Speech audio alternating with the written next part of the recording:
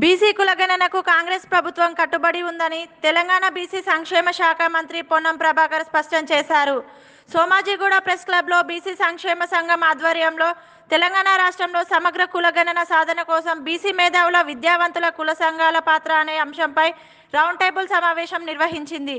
BC సంక్షేమ సంఘం అధ్యక్షుడు జాజుల శ్రీనివాస్ గౌడ్ అధ్యక్షతన జరిగిన ఈ కార్యక్రమానికి ముఖ్య అతిథులుగా మంత్రి పొన్నం ప్రభాకర్, జస్టిస్ చంద్రకుమార్, మాజీ ఐఏఎస్ ఆఫీసర్ చిరంజీవులు, బీసీ కమిషన్ మాజీ చైర్మన్ బిఎస్ రాములు, చిన్న శ్రీశైలం యాదవ్ తదితరులు హాజరై ప్రసంగించారు.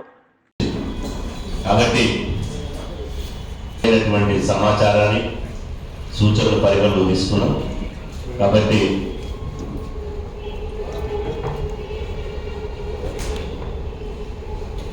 ముందు న్యాయమూర్తులు జస్టిస్ చంద్రకుమార్ గారిని మాట్లాడాల్సిందిగా విజ్ఞప్తి చేస్తున్నాం.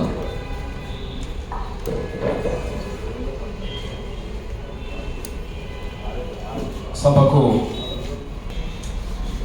పొన్నం ప్రభాకర్ గారు, బీసీ శాఖ మంత్రులు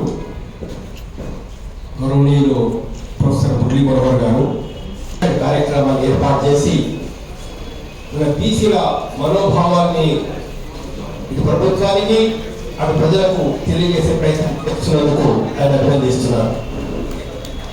కాలంలోనే నేను బీసీల కులగణన చేపడతాను అనేటటువంటి ఒక ప్రకటన చేయడం అనేటటువంటిది కూడా ముఖ్యంగా గత కొన్ని రోజుల క్రితం రాహుల్ గాంధీ గారు వ్యక్తిగతంగా 2 సార్లు కలవడం జరిగింది. సరే, మేము కూడా మెంబరింగ్ ఉంటుంది కావచ్చు, కానీ తప్పకుండా కార్పొరేషన్స్ కావచ్చు, ఆత్మగౌరవ భవనాలు కావచ్చు, ఫెడరేషన్స్ కావచ్చు, ఇంకా కొన్ని నూతన ఫెడరేషన్స్ కార్పొరేషన్స్ ఏర్పాటు కావచ్చు, ఏది జరిగినా ట్రాన్స్పరెంట్గా ఇంత ఇస్తున్నాం అని చెప్పి దాన్ని ఖర్చు చేసుకునే విధంగా అవకాశాన్ని కూడా ఇచ్చి ఆ కులాలు అభివృద్ధి చేసే ప్రయత్నం చేస్తారు. నాకు ఇంకొక ఆలోచన ఉంది సార్. నేను విద్యార్థి నాయకుని చేయాలి. దసరాకు వచ్చినాం. విద్య, అందులో బలహీన వర్గాలకు సంబంధించిన విద్య అందజేయగలిగితే ఆ కుటుంబంలో ఒక విద్యావంతుడు అయితే ఆ కుటుంబం మొత్తంగా సమూలంగా మార్పు జరిగే అవకాశం ఉందని విశ్వసించేవాడిని. బలహీన వర్గాలకు సంబంధించిన నిధులను ఆ విధంగా ఖర్చు చేయడానికి కులాల వారీగా అవసరమైతే నేను అందరినీ కూడా అధికారికంగా మినిస్టర్ క్వార్టర్కి అయిన తర్వాత పిలిచి ఆహ్వానించి ఫలానా కులానికి సాగర సంఘానికి ఏం చేస్తే భట్రా సంఘానికి 300 కాపులు కూడా కార్పొరేషన్ కావాలని అడుగుతూ ఉన్నారు, యాదవులు అడుగుతూ ఉన్నారు, ముద్దురాజులు అడుగుతూ ఉన్నారు, లేదా పద్మశాలు అడుగుతూ ఉన్నారు. ప్రధానమైన ఈ యొక్క 5-6 కులాలకు సంబంధించిన అన్ని మామూలుగా ఎంబీసీ కులాలకు ఏర్పాటు చేసిన ₹1 కూడా ఇవ్వలే. వీళ్ళందరికీ ఇస్తే వీళ్ళ కొట్లాట వాళ్ళ కొట్లాట మధ్య అందరికీ పైసలు వస్తాయి. కార్పొరేషన్ ప్రకటించి పైసలు రాకుండా పోతే లాభం. అట్లా కాకుండా ఉండే విధంగా కులాలనందరినీ కూడా పిలిచి ఈ ఫలానా కులవృత్తి గల కులానికి ఏం చేయాలి, కులవృత్తి లేని కులానికి ఏం జరగాలి, ప్రొఫెషన్ మారింది, మోడరేషన్ అయిపోయింది.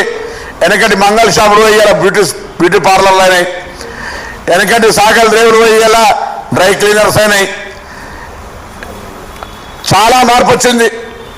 ఆ విధంగా కుల వృత్తులను కూడా, ఎందుకంటే నేను గ్రామాల్లో తిరిగినప్పుడు చదువుకొని ఉద్యోగం రాక కులవృత్తి చేయలేక కుటుంబానికి భారమై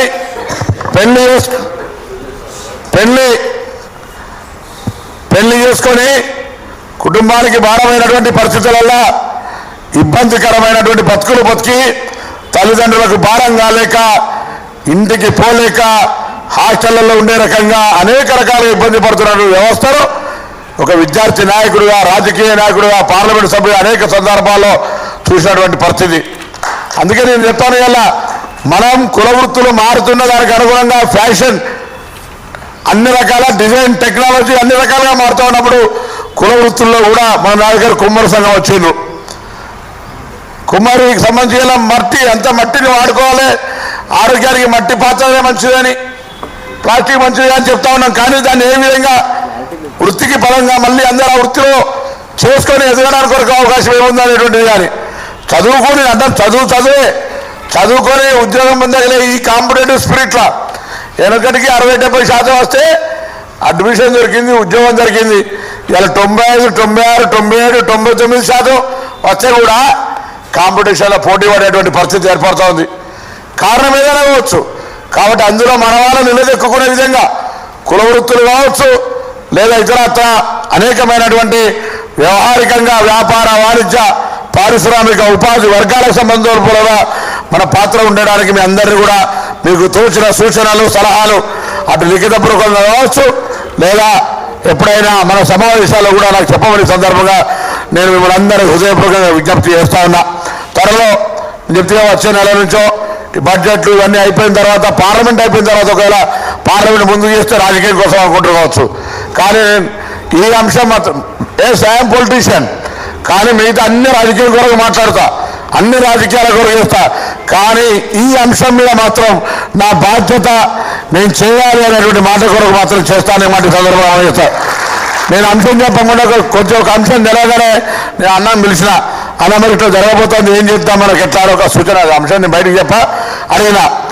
తన కూడా నాకు సలహా చెప్పిండు. కానీ నేను భవిష్యత్తు అటువంటి అంశాలకు వచ్చేటప్పటికి not only issues, any other issue, political power share what ever it may be, నేను తప్పకుండా బలైన వర్గాల గొంతుగా ఇక్కడ ఉండబడేటువంటి దానికి నేను బాధ్యత ఉంటానన్నమాట మనం చేస్తా ఉన్నా. అప్పుడప్పుడు తెలిసి తెలియక తప్పు జరగవచ్చు. వెంటనే మొత్తం రేటు మీద 10 తప్పు జరిగిన బకెట్ చెత్త ఎత్తిపోయకుండా నా చిన్న తప్పు జరిగితే 10 బకెట్ల చెత్త ఎత్తిపోసే ప్రయత్నం చేయొద్దు, జరుగుతుంది మనిషిని. కాబట్టి దయచేసి సలహా సూచనలు తమ్ముడిని అందరికంటే